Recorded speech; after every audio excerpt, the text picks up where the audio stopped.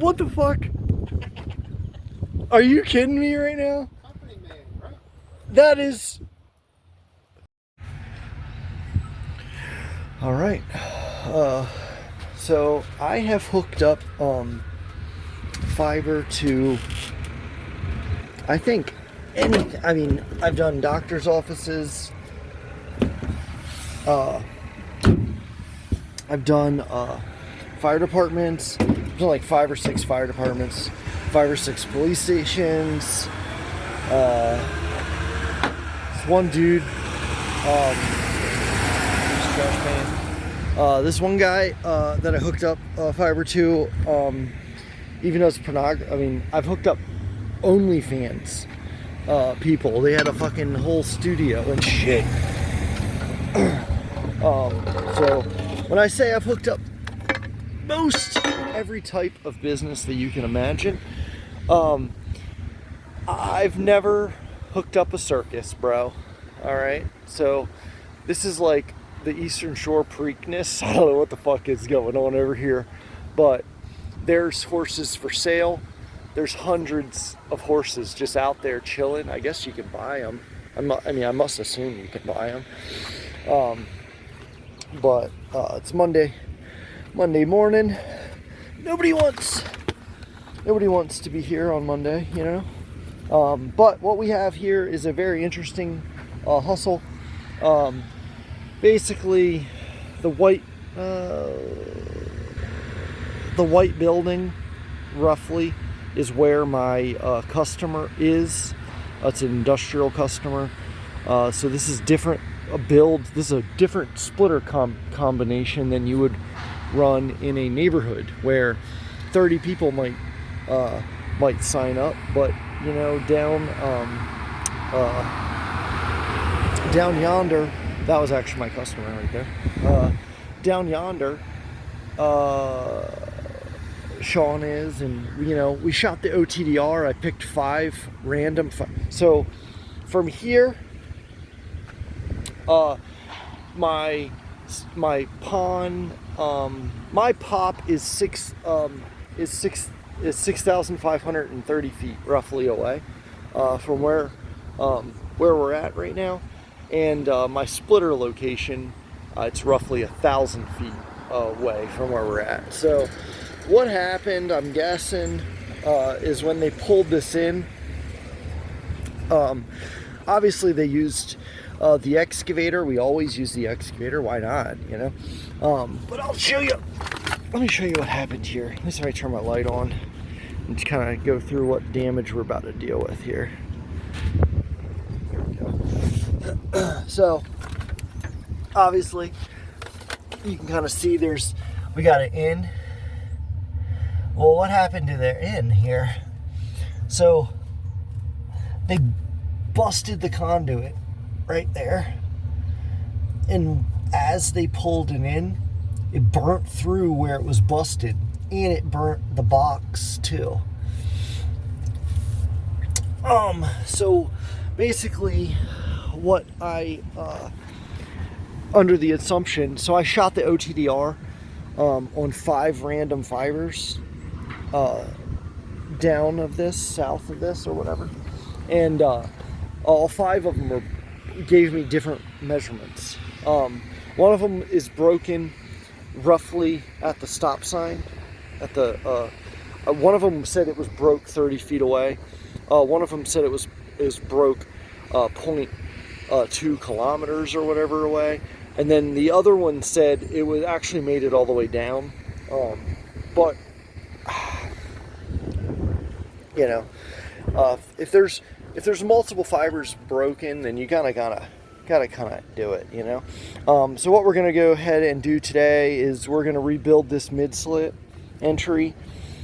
This is a Fosk 450A, I guess. And then, damn, dude, what the fuck is going on here? We gotta hit that thing with some super glue. I like these. Yeah, so we're gonna go ahead. We're gonna change this from a mid slit down to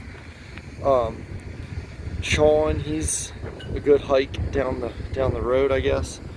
I can't tell if that's him. It's a windy day. So what we're gonna do, we're gonna bust this case open. We're gonna make this a dead end, and then we're gonna run a flat drop to the customer, and we're gonna pretty much make this the main box instead of the one down there. So I don't know, get prepared for not a bad day. Now this is a horse farm, and I'll tell you, I've literally gone, there's fucking flies, bro. So I got my fly tape going on up in here, and I got to give some of that to Sean too, because once it gets hot, right now it's pretty cool, but once it gets hot, then you're not having a good day. So cool. I will I don't know if anybody saw this. Dr. Pepper actually took over Pepsi as the second most popular soda. Kind of cool. I saw that on the news. Right now it's nice, so we're gonna go ahead. I'm gonna get some Howard Stern going on, and then we're going to. It's my beater. Got this out of a landfill. You know, it's splitting a little bit on the case there. That's my air flap. But it's a quad. I mean, it's a nice ass laptop. I don't know why they just chucked it in the dumpster. Those are my air holes. And what we're gonna do is we're gonna take this laptop. I've already got it set for the switches and stuff, and we're gonna go ahead and we're gonna go covert into this building, and we're gonna set some VLANs on some switches that don't have management access. And we're gonna do that without letting anybody know we're coming. So, yeah. So here we go, adventure time. Just for perspective, this is hobo adventure time. Okay, so we're going full homeless style right up in there. So here we go. Okay. Hey, I'm not gonna do a bunch of messing around in this room. I just gotta get in and out and do what I gotta do. I used a baby splice box that's a single fiber on a bidirectional optic.